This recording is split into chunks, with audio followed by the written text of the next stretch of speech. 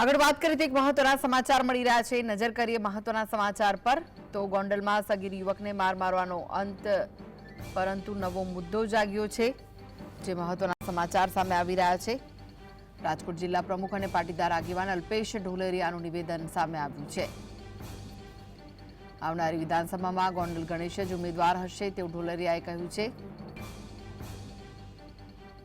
તો ગોંડલ પંથકમાં કોઈ જાતિવાદ નહીં હોય તેવું ઢોલરિયાનું કહેવું છે।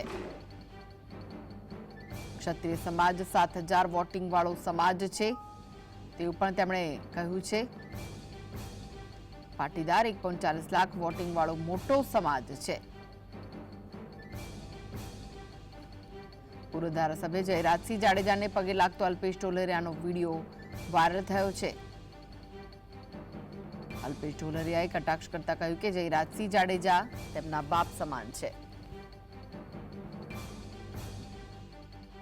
અને હજી જેને લાટ ટપકે ને કહી દઉં છું કે અહીંયા સીટ ઉપર કોઈ બહારના નજર ન કરતા, અહીંયા અમારો ગણેશ તૈયાર છે અને એને અમે પટેલ સમાજ જો અહીં ખંભે બેહારીને ધારાસભ્ય બનાવવાના છે ભાઈ।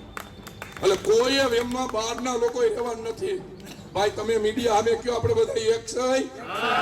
આપણા વચ્ચે કોઈથી વિવાદ છે? કોઈથી થવા દેવો છે? અમે બધા ભાઈની જેમ રહી છીએ, રહેવાના છે।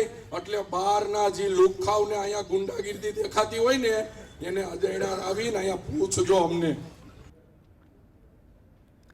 તો ગોંડલમાં સગીર યુવકને માર મારવાની ઘટના પછી એક નવો રાજકીય મુદ્દો ઉભો થયો। રાજકોટ જિલ્લા ભાજપ પ્રમુખ અને પાટીદાર આગેવાન અલ્પેશ ઢોલરિયાએ આ મુદ્દે જોશીલું નિવેદન આપતા જણાવ્યું કે આવનારી 2027ની વિધાનસભા ચૂંટણીમાં ગોંડલમાંથી ગણેશ જ ઉમેદવાર હશે અને આ સાથે તેમણે ગોંડલમાં જાતિવાદને નકારતા કહ્યું કે અહીં કોઈ જાતિવાદ નથી।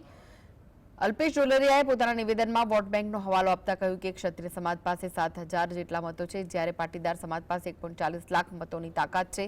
આ ઉપરાંત તેમણે પૂર્વ ધારાસભ્ય જયરાજસિંહ જાડેજા પર કટાક્ષ કરતા જણાવ્યું કે જયરાજસિંહ તેમના બાપ સમાન છે, જેમને પગે લાગતો હોય તેવો વિડીયો પણ વાયરલ થયો હતો। તેમણે વધુમાં કહ્યું કે જેમને લાટ ટપકે છે તેમને જાહેરમાં કહું છું કે ગોંડલની સીટ પર બહારના કોઈ નજર ન નાખે, અમારો ગોંડલ ગણેશ તૈયાર છે।